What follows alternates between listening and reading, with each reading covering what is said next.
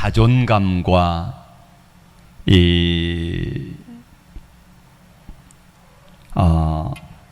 뭐라 그러죠? 자존심, 이게 다릅니다. 자존감이 뭐고 자존심이 뭘까요? 우리가 저 사람 자존심이 세다 이런 말을 하지 않습니까? 자존심. 자, 자존심이 강한 사람들은 남이 나를 어떻게 보는가 여기에 관심을 많이 가집니다. 남이 나를 어떻게 보는가. 그럼 반대로 자존감이 높은 사람은 어떤 사람이냐면은 내가 나를 어떻게 평가하는가가 이 자존감입니다. 자존심이 센 사람은 누군가가 나에 대해서 막 손가락질하는 것 같고 나를 안 좋게 말하는 것 같으면은 그 사람은 상처를 받고 분노를 표출합니다. 그런데 자존감이 높은 사람은요, 남들이 뭐라고 할지라도 내가 나를 보는 나가 너무 귀한 거예요. 좋은 거예요. 그래서 어떤 사람이 나에 대해서 무식한 사람 이렇게 말해도요, 나는 무식하지 않고 자존감이 높은 사람은요, 그거 무시하고 살아요. 예. 여러분은 어떻습니까? 자존심이 셉니까? 자존감이 높은 사람입니까? 예. 자존심이 강한 사람이 아니라 자존감이 높은 사람이 되기를 원합니다. 그러면은요, 나를 사랑할 줄 알고요, 나를 아낄 줄 알고요, 누가 좀 뭐라 그래도요, 그거요 대수롭지 않게 넘어갑니다. 자존감이 낮고 자존심은 센 사람은요, 누가 한마디 하잖아요, 그러면 싸우자고 덤벼들어요. 예. 오늘 저는 오순절 성령 충만함을 받은 베드로와 요한 이야기를 하고자 합니다.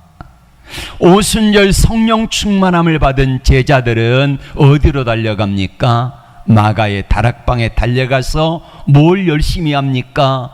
예배드리는 일, 기도하는 일, 모이는 일에 열심을 냅니다. 그러면 누가 함께 하세요? 하나님이 함께 하세요. 누가 도와주세요? 하나님이 도와주세요. 그렇게 하다 보니까 하나님이 베드로와 요한을 사용하시는데, 베드로와 요한이 어느 날 성전 미문에 안진뱅이를 보았습니다. 제9시 난 12시 기도하러 성전에 올라가다가 평소에 안 보였는데요, 구걸하는 사람이 평소에 안 보였는데 성령의 충만함을 받고 은혜를 받고 보니까요, 이 사람이 보이는 거예요.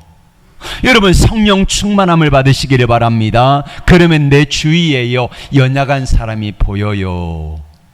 아직도 나만 보이고 아직도 내 생각만 하는 사람들은요, 성령 충만함을 받지 못한 사람이에요. 그런데 성령에 충만하고 하나님의 은혜가 임하니까요, 낮은 자, 내가 기도해 줘야 되고 내가 좀 도와줘야 될 사람들이 보이더라 이 말이에요. 그래서 보는데 이 안진뱅이가 어떤 사람이냐면 나면서부터 안진뱅이가 되었어요. 나이가 40살이 되었대요. 그러니까 40년 동안 구걸을 하며 살았던 사람이에요. 이 사람이 보이는 거예요. 이 사람이 베드로와 요한을 쳐다봅니다. 왜 쳐다봐요? 뭘 얻을까 쳐다봅니다. 이때에 베드로와 요한의 마음속에 성령께서 말씀하시는 겁니다. 야, 네가 가진 것 주어라. 뭘 가졌습니까? 내가 은과 금은 없지만은, 돈은 없지만은 나 가진 것 있다. 이게 뭐예요? 나사렛 예수 이름입니다. 예수 이름을 주었습니다. 선포합니다. 내가 은과 금은 없거니와 내가 있는 것으로 내게 주노니 나사렛 예수 이름으로 일어나 걸으라. 그리고 차마 일으켰더니요, 발목에 힘을 얻고 일어나서 걷기도 하고 뛰기도 하며 주님을 찬양하는 역사가 나타나지요. 자, 누가 놀랍니까? 누가 놀래요?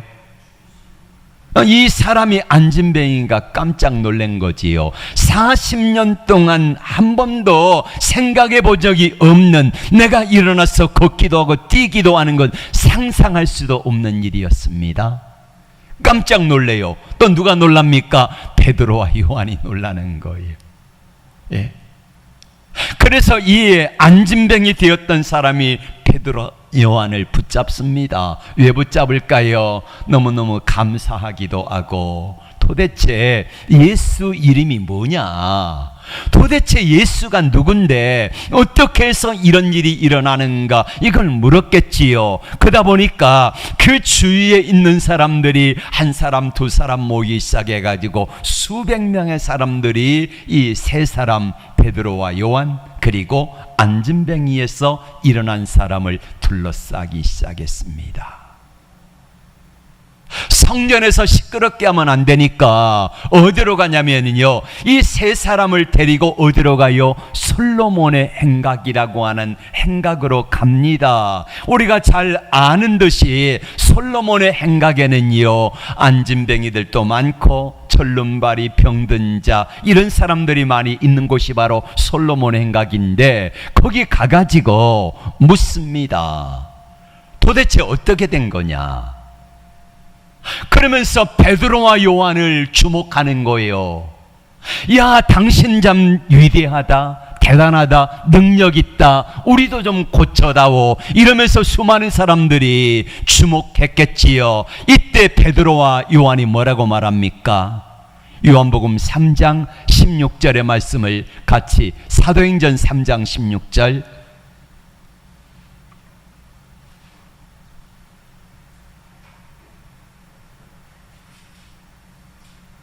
12절, 그럼 12절 보겠습니다. 먼저 3장 12절. 내 폰에 줬는데 왜 그래? 다 없어요? 자, 3장 12절의 말씀을 같이 보겠습니다. 시작. 베드로가 이것을 보고 백성에게 말하되, 이스라엘 사람들아, 이 일을 왜 놀랍게 여기느냐? 우리 개인의 권능과 경건으로 이 사람을 걷게 한 것처럼 왜 우리를 주목하느냐? 우리를 주목하지 말라는 거지요. 그럼 우리를 주목하지 말라, 베드로와 요한 개인을 주목하지 말고 그럼 누구를 주목하라는 겁니까? 예수님을 주목하라는 거지요. 그 이야기를 하고 있습니다. 왜 우리를 주목하느냐? 여러분, 저를 봐주세요. 베드로와 요한을 주목하는 건 당연한 일입니다. 왜요?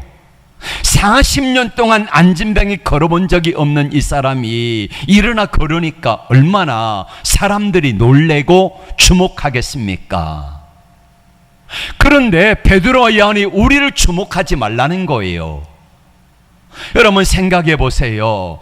40년 동안 걸어본 적이 없는 사람이 벌떡 일어나게 한 사람이 실제로는 베드로와 요한이잖아요. 물론 예수님이 이들을 통하여 역사하셨습니다마는 베드로와 요한이 이 일을 한 거예요. 지금까지 한 번도 이런 일을 해본 적이 없습니다. 예수님 외에는. 그런데 베드로 요한이 일을 하니까 다 주목하여서 수백 명의 사람들이 베드로와 요한을 주목하고 있지 않습니까? 남대문교회 집사였던 박태선 씨가 하나님께서 그를 통하여서 놀라운 일들을 행하셨습니다. 수많은 사람들이 막요, 병자들이 낫고 그래가지고 이분들이 집회를 하면은 막 가만히로 헌금이 나왔어요. 그런데 많은 사람들이 박태선 씨의 개인의 능력을 주목하기 시작한 거예요. 야, 박태선 씨 대단하다. 그럼 박태선이 뭐라고 말해야 되겠습니까? 오늘 베드로와 요한처럼 왜 나를 주목하느냐? 나를 주목하지 말라. 내가 한 것이 아니다. 누가 하셨다? 주님이 하셨다. 이렇게 영광을 돌렸으면은 얼마나 존경받겠습니까? 그런데 나를 봐라 그러면서 하다가 결국에는 망했지 않습니까? 네. 왜 우리를 주목하느냐? 그리고 베드로와 요한은요, 이럴 사람이 아닙니다. 예수님이 십자가에 못 박혀 돌아가시기 위하여서 예루살렘 성에 입성하실 때에 제자들이 올라가면서 어떤 일이 일어납니까? 누가 크냐 하는 다툼이 일어납니다. 베드로와 요한이 크냐? 아니면은 야고보와 요한이 크냐? 아니면 다른 제자가 크냐? 서로 누가 크냐 하는 다툼을 가지고 싸웠어요. 근데 지금 예수님께서 역사하시고 능력이 나타나니까 베드로와 요한이 높아질 수 있는 기회잖아요. 그러면은 높아질 수 있는 기회에 거기서 우리를 보라 그랬더라고 하면은 얼마나 사람들이 베드로와 요한을 주목하겠습니까? 그런데 베드로와 요한은요, 우리를 주목하지 말라 이거예요. 예수님을 주목하라고 그렇게 나오고 있습니다. 예수님을 소개하면서요, 이 두 제자들은 이렇게 말합니다. 우리가 한 것이 아닙니다. 그럼 누가 한 거냐? 예수 이름의 능력이 한 것입니다. 이렇게 말해요. 요한 사도행전 3장 16절 말씀을 다 같이 읽겠습니다. 시작. 그 이름을 믿음으로 그 이름이 너희를 보고 아는 이 사람을 성하게 하였나니 예수로 말미암아 난 믿음이 너희 모든 사람을 사람 앞에서 이같이 완전히 낫게 하였느니라. 아멘. 그 이름을 믿음으로 그 이름이 너희가 보고 아는 이 사람을 성하게 하였다 이거예요. 내 개인의 능력과 권능으로 이 사람을 일으킨 것이 아니라 예수님이 주시는 그 이름의 권세와 능력을 믿음으로 말미암아 이 사람이 온전하게 되었다 이렇게 말씀하고 있습니다. 하나님이 주시는 귀한 사력의 통로가 되어져요. 그랬을 때에 하나님의 영광이 베드로와 요한을 통하여 나타나게 하니까 베드로와 요한이 내가 한 것이 아니라 주님이 하셨습니다 이렇게 말하니까 주님은 계속해서 베드로와 요한을 쓰시는 거예요. 그래서 베드로가 설교할 때에 3,000명이 회개하고 돌아와요. 그 강팍한 사람들, 예수님을 십자가에 못 박아 죽였던 이 사람들이요, 우리가 형제들아 어찌할꼬 그러면서 하나님 앞에 돌아오더라 이것입니다. 여러분, 은혜 받으면은요 가장 먼저 나타나는 게 뭔 줄 아십니까? 회개하는 겁니다. 따라합시다. 형제들아 우리가 어찌할꼬, 이렇게 한 거예요. 형제들아 우리가 어찌할꼬 그랬더니 베드로가 말합니다. 주 예수를 구주로 영접하면 하나님의 성령이 너희 안에 거하시고 죄 사함을 얻게 하실 것이고 성령의 능력이 너희와 함께 하실 것이다. 이렇게 해서 3,000명이 회개하고 돌아옵니다. 그리고 또다시 제자들을 통하여 역사와 능력이 나타나는데 계속해서 모이는데 3,000명이 5,000명이 금방 되어져요. 얼마 있지 않아 가지고. 그리고 사도행전 5장 15절의 말씀에 보면은 베드로에게 하나님의 능력이 임하는데 희한한 능력이 나타나게 하세요. 베드로가 지나가면은 뭐가 생겨요? 그림자가 생기는데 베드로의 그림자만 지나가도요 귀신이 떠나가고 병든 자가 고침받는 역사가 나타나는 거예요. 여러분, 그러면은 얼마나 사람들이 우러러 보겠습니까? 베드로를 대단하게 생각하겠습니까? 그런데 베드로는요 나를 보라 이게 아니라 주님을 보라 이렇게 말하는 것입니다. 티베트 격언에 누군가가 달을 가리킬 때에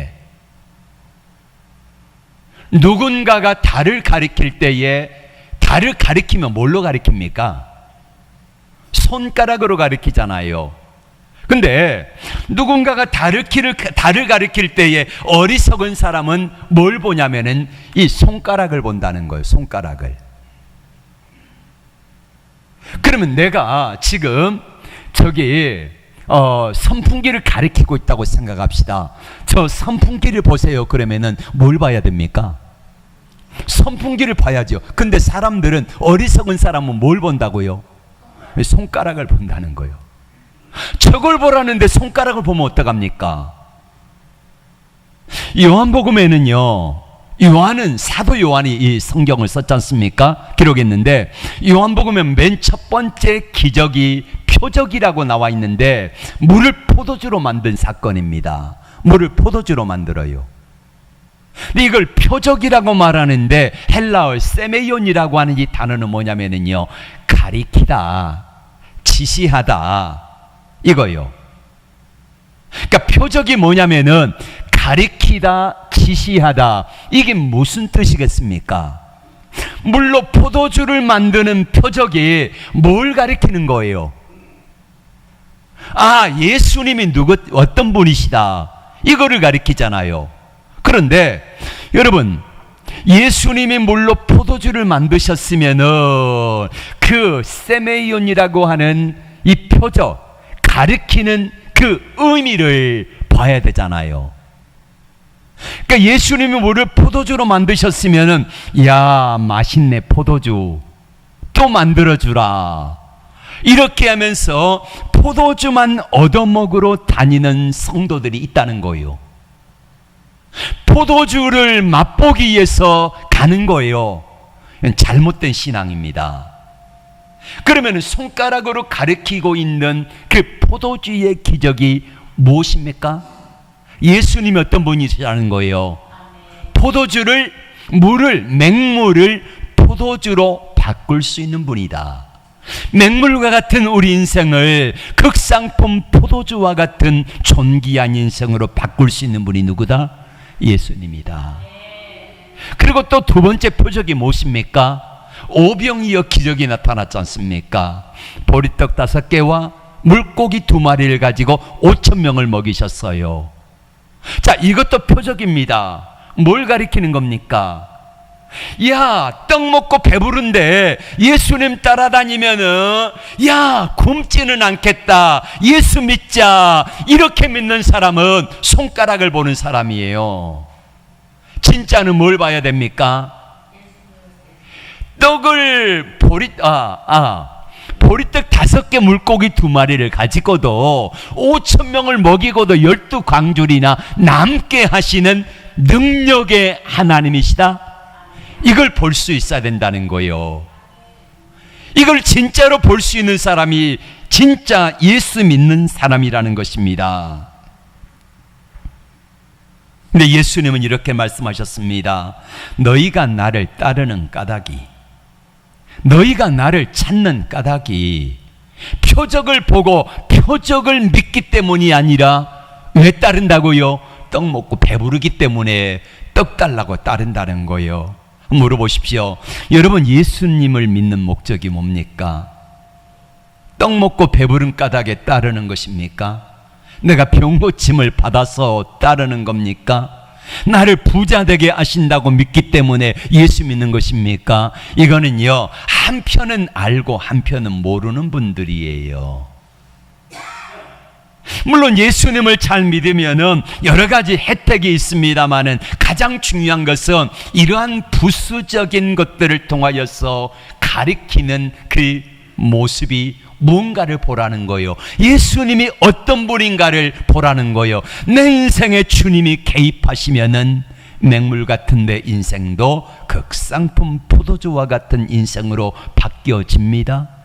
그리고 주님의 손에 작은 보리떡 5개, 물고기 2마리가 들려있을지라도 우리 주님이 함께 하시기만 하면은 어떤 역사가 나타나요? 하나님의 영광이 나타나가지고 5,000명을 먹이고도 남는 역사가 나타나게 할 수 있는 분이 누구시다? 예수님이시다. 이거를 보라는 것입니다. 여러분, 주일날 예배당에 오면은 뭘 보십니까? 아, 우리 목사님이 오늘 새 옷을 입었네. 이걸 보지 마시고, 우리 목사님이 얼마나 유창하게 설교를 하나, 이걸 보지 마시고, 하나님이 김종현 목사를 통하여서 내게 뭘 말씀하시는가, 이거를 보고 들을 수 있어야 한다는 것입니다. 사울과 다윗의 차이가 뭡니까? 저는 이렇게 표현하고 싶습니다. 사울은 자, 아까 티베트 사람의 격언에 자, 어떤 사람이 손가락으로 달을 가리키는데 달을 보는 것이 아니라 손가락만 쳐다보고 있는 사람은 어리석은 사람이라 그랬잖아요. 오늘 사울이라고 하는 왕이 그렇습니다. 하나님이 사울에게 은혜를 주셔서 왕을 삼으셨습니다. 처음에는 겸손했어요. 말씀대로 순종했어요. 그랬더니 하나님이 사울 왕을 높여서 쓰시기 시작합니다. 그러다 보니까 사울이 가는 곳마다 이기게 하시니까 사울이 점점 어떤 생각을 하게 돼요. 아, 하나님이 안 도와주셔도 이길 수 있겠구나. 마음이 거만합니다. 사람들이 우러러봅니다. 나라가 막 부강해집니다. 사람들이 몰려듭니다. 그러다 보니까 사람들이 사울 왕을 이렇게 높이며 아부하니까 거기 빠져가지고요, 나를 보라 이렇게 된 거예요. 하나님이 그 전쟁에 가는 곳마다 이기게 하셨는데 나를 봐라, 내가 했다 이거 하니까 결국에는 사울이 망하잖아요. 하나님이 어느 날 아말렉과 전쟁에 나갈 때에 많은 은혜를 주셔서 아말렉과 전쟁에서 거의 한 사람도 죽지 않고 전쟁에 이기게 하셨습니다. 그러면 모든 영광을 하나님께 돌려야 되는데 돌아오다가 어떤 일이냐면요, 자기를 위해서 기념비를 세웠어요. 그 기념비에다가 뭘 썼겠습니까? 위대한 사울 왕 아말렉과의 전쟁에 승리하다. 몇 명을 포로로 잡았고 몇 명을 죽였고 전리품은 얼마치를 가져왔고 이걸 낱낱이 전적비에다 기록했어요. 여러분 거기다 뭘 써야 합니까? 하나님이 하셨습니다. 하나님이 이기게 하셨습니다. 이걸 써야 되는데 그게 아니라 내가 했어 그러는 거예요. 어느 날 개구리 한 마리가 하늘을 날기 시작했습니다. 연유는 어떻게 되냐면은 개구리가 보니까요, 너무 새들이 날아가는데 좋아 보이는 거예요. 그래서 개구리가 새한테 부탁을 했습니다. 큰 새한테 부탁을 해가지고 나를 제발 한 번만 하늘을 날게 해달라 부탁을 했어요. 그래? 그러면은 간단하지. 내가 물고 있는 막대기를, 이 작은 막대를 내가 입을 물고 내가 한쪽을 물고 있을 테니까 이걸 물고 있으면은 올라갈 거야. 근데 절대로 말하지 마라 예, 했어요. 야, 이제 큰 새가 이 개구리를 같이 이제 막대로 해가지고 물고 막 올라갑니다. 근데 이웃집에 자기를 사랑하고, 아니 내가 사랑하고 막 짝사랑하던 이 순이 개구리도 있고 영이 개구리도 있고 이런 개구리들이 막 바라보면서 이야, 쟤 참 대단하다 그러면서 밑에 가지고 막 난리 난 거예요. 예. 그러면서 이렇게 말합니다. 야, 너 참 대단한데 어떻게 했어? 그러니까 이 개구리가 내가 했지 그러는 순간에 떨어져 죽었어요. 이게 사울 왕입니다. 근데 다윗은요, 뭘 잘했냐면요, 철저하게 하나님이 다윗을 들어 쓰셨잖아요. 그러니까 다윗이 골리앗과 싸움에서도 이기고 전쟁터에 나가는 곳곳마다 하나님이 이기게 하셨다. 사무엘하 8장에 보면은 8장 7절 14절에 보면은 이렇게 말씀합니다. 하나님이 다윗이 어디를 가든지 이기게 하시니라 그랬거든요. 하나님이 이기게 하셨다고 자세하게 기록해 놓았어요. 그래서 하나님이 함께 하셔서 이기니까 다윗은 늘 하는 일마다 이기게 하시고 복되게 하시니까 다윗이 늘 가리킵니다. 내가 한 것이 아니라 나를 보지 말고 누구를 봐라? 하나님을 봐라. 이렇게 했어요. 다윗이 사무엘하 5장 10절의 말씀을 볼까요? 사무엘하 5장 10절 시작.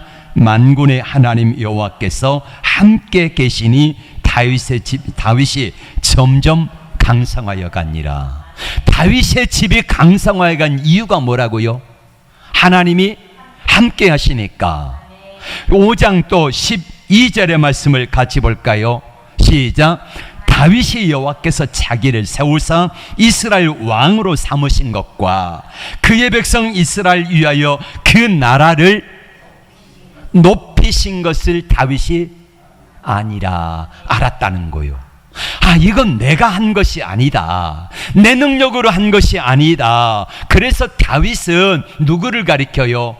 하나님이 하셨습니다 라고 말하며 모든 일에 하나님이 하셨습니다. 하나님이 하셨습니다. 이렇게 한 거예요. 여러분, 이게 믿음입니다. 믿음의 사람은요, 자신에게로 향하는 시선을 하나님께로 돌려드립니다. 내가 열심히 하고 내가 잘해서 한 거 맞아요. 네. 얼마든지 내가 영광을 받을 수 있어요. 그런데 이 모든 공로를 내가 했지만은, 내가 열심히 하고 내가 최선을 다해서 이룬 성과지만은 하나님이 내게 지혜를 주셨고 내게 은혜를 주셨고 내게 능력을 주셨고 그래서 했습니다 하고 하나님이 하셨습니다, 이렇게 할 수 있는 사람이 바로 믿음의 사람이요 은혜의 사람이라는 거예요. 그래서 세상 사람들의 시선을 한 몸에 받을 때에 교만하지 않고 사울 왕처럼 교만해가지고 버림받는 것이 아니라 다윗 왕처럼 하나님이 하셨습니다 이렇게 말하면서 하나님을 가리키는 거예요. 하나님을 높여드리는 거예요. 그럴 때 계속해서 하나님의 은혜가 임할 줄로 믿습니다. 인천 방죽교회 박보영 목사 간증에 이런 이야기가 나옵니다. 이번에 캐나다 집회를 갔을 때에 담임 목사님하고 식사를 하는데, 목사님, 이번 집회에는 우리 교회 장로님들 가운데서 머리 허연 장로님 그분만 은혜를 받으면은 이 집회는 성공하는 집회가 될 것입니다. 기도해 주십시오 라는 거예요. 그래서 이제 유심히 저분이 어떤 분인지 유심히 봤어요.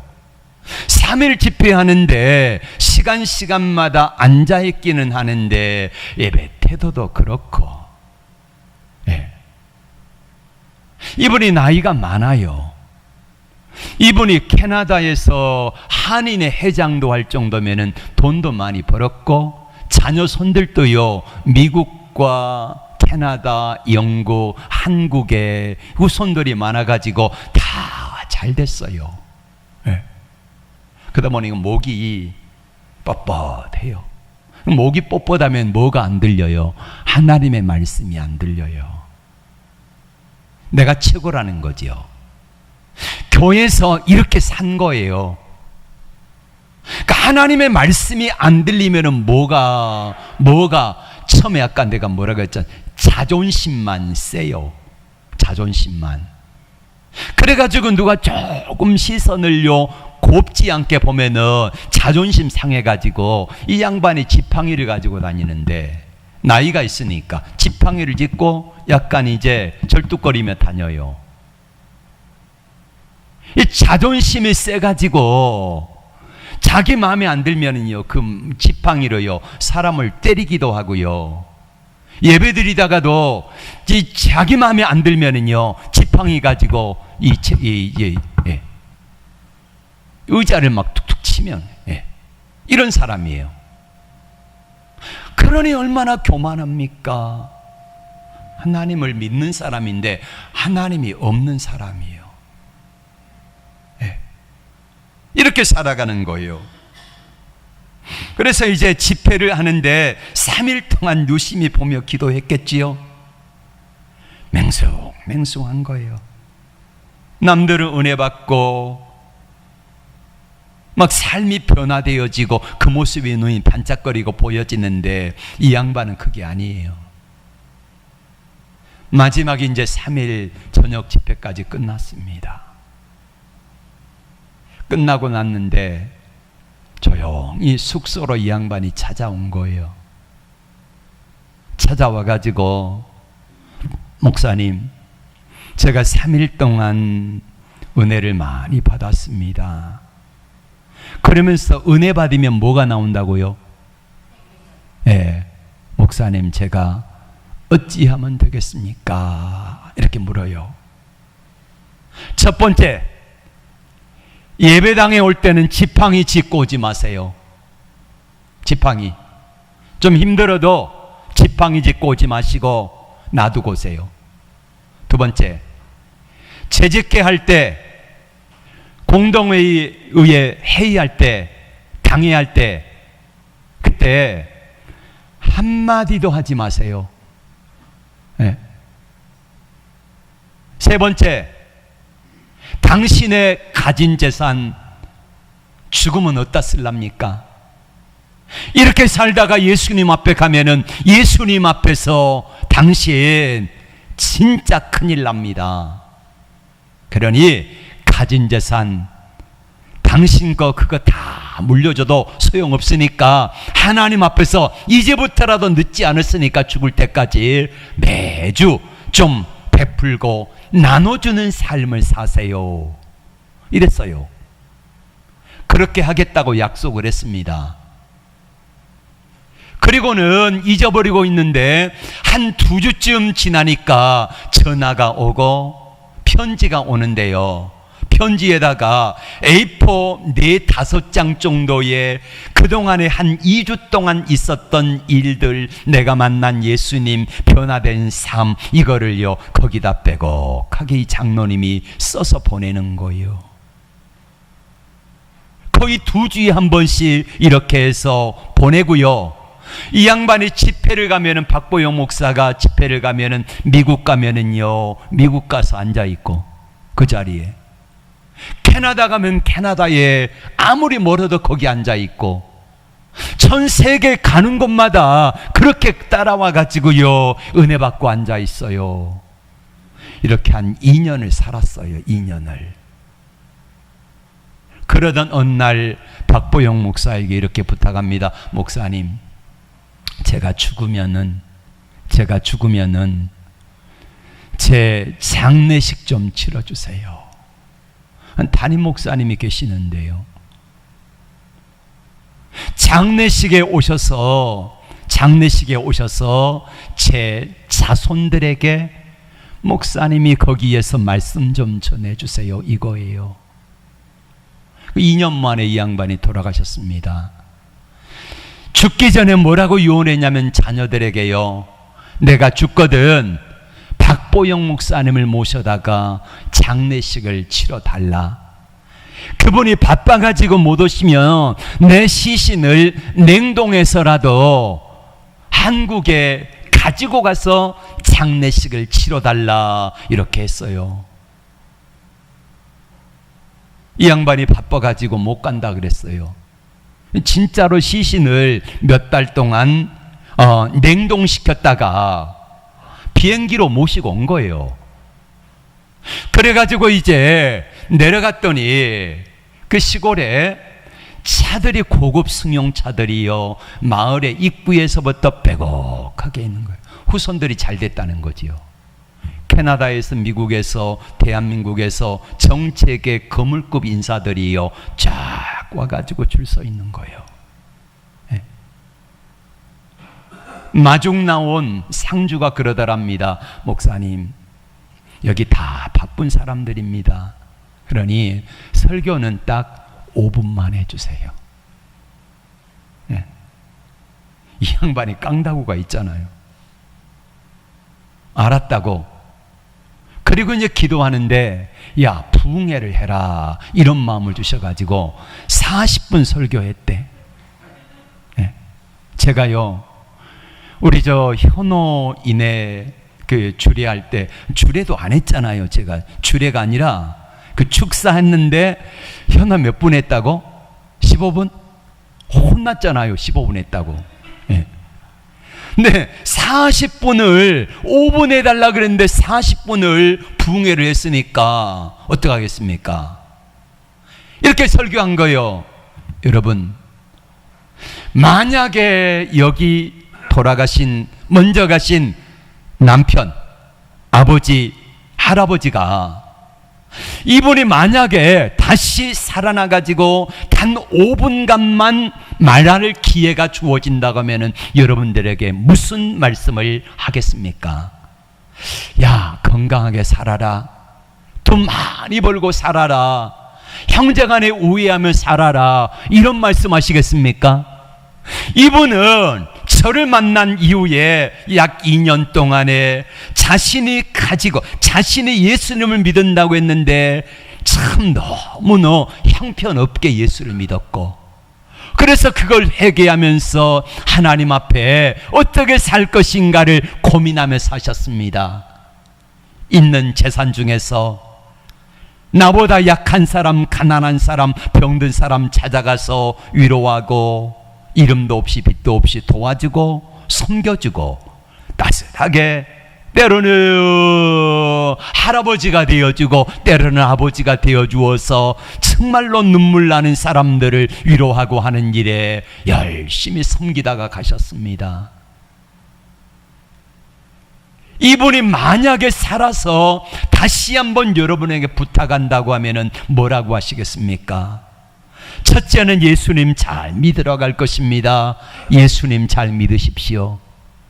그리고는 여러분이 가진 거 다른 사람들을 위해서 섬기며 흘려보내는 삶을 위해서 한번 살아보십시오. 그러면은요, 돌아가신 고인이 마지막 몇 년 동안 그렇게 행복하게 재미나게 예수 믿다가 가셨던 것처럼 여러분들의 생애도 그렇게 될 것입니다. 이거를 아마 부탁하셨을 것입니다. 그러면서요, 말씀을 마치고요, 왔대요. 주일날 지나고 다음날 월요일날 이 머리허연 장로님의 부인에게서 전화가 온 거예요. 어제 주일날 자녀 손 가운데서 8명이 예수님을 믿기로 결단하고 교회 나가서 예수 믿기로 하고 왔습니다. 이야기라는 거예요. 여러분, 우리의 삶의 주인이 누구십니까? 예수님이십니다. 내가 주인 되어서 내가 했지 그러는 순간에 하나님의 특별한 은혜가 임하지 않아요. 우리가 예수님을 보라 이렇게 가르쳐야 되는데 이 가르치는 손이 예수님이어야 되는데 그게 아니라 내가 되어질 때에 하나님의 특별한 은혜가 없다는 거예요. 그러면 어떻게 되겠습니까? 우리가요, 하나님의 말씀이 들려지지 아니하니까 이 머리 허연 장로님이 그렇게 된 거예요. 병든 거예요. 그러나 하나님의 말씀이 들려지면 어떡합니까? 아, 하나님이 내게 말씀하시는구나. 그러면서 이 말씀이 은혜가 되면은요, 그 말씀이 내 삶을 인도해 나갈 때에 우리의 삶은 변화되어지고 세상이 줄 수도 없고 세상이 알 수도 없는 평화와 기쁨을 이 양반이 누린 것처럼 저와 여러분들에게도 이런 은혜가 있을 줄로 믿습니다. 오늘 이 역사를 이루었던 베드로와 요한이, 자, 사람들이 나를 주목할 때에 나를 보지 말고 나를 통하여 일하시는 누구를 보라, 예수님을 보라고 소개했던 것처럼 여러분들에게 역사하시고 여러분들을 통하여 일하시길 원하시는 그 주님을 보라 하고 그 주님을 영화롭게 하는 생애가 될 수 있기를 축복합니다. 그러려면은요, 기도하는 자리에 열심히 참여하셔야 돼요. 말씀을 부지런히 읽어야 돼요. 그래야지 말씀이 들려지고 하나님의 앞에 기도할 때에 하나님의 특별한 은혜가 임한다는 것입니다. 이 은혜가 여러분들 모두에게 있어지기를 주의 이름으로 축복합니다. 기도합니다. 좋으신 하나님 아버지,